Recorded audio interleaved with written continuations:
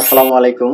আমাদের বাংলাদেশে সবচাইতে জনপ্রিয় মোবাইল ব্যাংকিং হচ্ছে বিকাশ, রকেট, নগদ। তা আমরা অনেকেই এই মোবাইল ব্যাংকিং গুলো ব্যবহার করে থাকি এবং হ্যাকার কিভাবে তাদেরকে প্রতারিত করে তাদের কাছ থেকে লক্ষ লক্ষ টাকা হাতিয়ার করে নিয়ে যায়।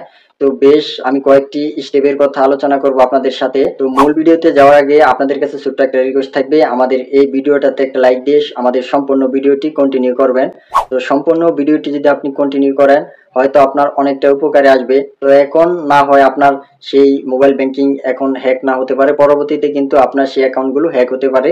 তো এই হ্যাক থেকে বাঁচার উপায় কি, আমাদের কি কি লক্ষ্য রাখতে হবে সেই প্রসঙ্গে নিয়ে বিস্তারিত আলোচনা করছি। তো প্রথম কথা হচ্ছে আমাদেরকে মোবাইল ব্যাংকিং যারা আমাদেরকে প্রতারিত করে অর্থাৎ হ্যাক করে, তো আমরা যখন ফেসবুক বা ইউটিউব বা বিভিন্ন ধরনের আমরা এই প্ল্যাটফর্মে নিয়োজিত থাকি অর্থাৎ প্ল্যাটফর্মে আমরা যুক্ত থাকি, তখন কিন্তু আমাদেরকে বিভিন্ন এই ফেসবুকে মেসেঞ্জারে বা হোয়াটসঅ্যাপে বিভিন্ন ধরনের প্রতারক কিন্তু লিঙ্ক দিয়ে থাকে। তো আমরা সেই লিঙ্কে আসলে অনেকের হয়তো বিভিন্ন ধরনের লিঙ্কের প্রতারিত করে, যেমন আপনি এই লিঙ্কে ক্লিক করলে আপনি এত টাকা বোনাস পাবেন, বা আপনি এই লিঙ্কে ক্লিক করলে আপনি রেজিস্ট্রেশন করে আপনি এত টাকার একটা গিফট পাবেন। তো এরকম কিছু লিঙ্ক কিন্তু তারা আমাদেরকে হোয়াটসঅ্যাপে মেসেঞ্জারে তারা কিন্তু সেই লিঙ্কগুলো প্রদান করে। তো এখন কথা হচ্ছে এই লিঙ্কে ক্লিক করে আমাদের কিন্তু অনেকের কাছ থেকে এরকমও রেকর্ড রয়েছে যে লক্ষ লক্ষ টাকা কিন্তু তারা হাতিয়ার করেছে। সেই লিঙ্কে যখন তারা ক্লিক করে তখন হয়তো তারা তাদের ইনফরমেশন দিতে বলে, তো আমরা অনেকেই না বুঝে সেই ইনফরমেশন গুলো দিয়ে আমরা সেই ফর্মটা রেজিস্টার করে ফেলি।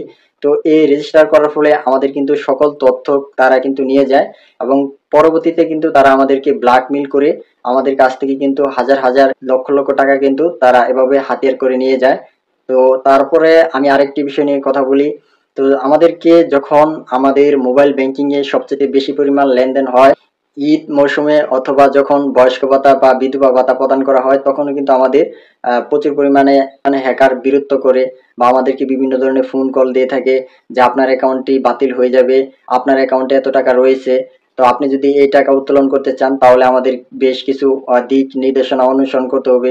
তো আমরা তখন আসলে ভয় কাজ করি যে আমাদের আমাদের অ্যাকাউন্টে তো এত টাকা রয়েছে। তো তাদের কাজ অনুযায়ী কিন্তু আমরা সেই কাজগুলো করে থাকি। যেমন প্রথমেই তারা একটি কোড দিয়ে থাকে, আমরা সেই কোড বলে থাকি, তার পরবর্তীতে ওটিপি চায়, আমরা সেই ওটিপি গুলো দিয়ে দেই।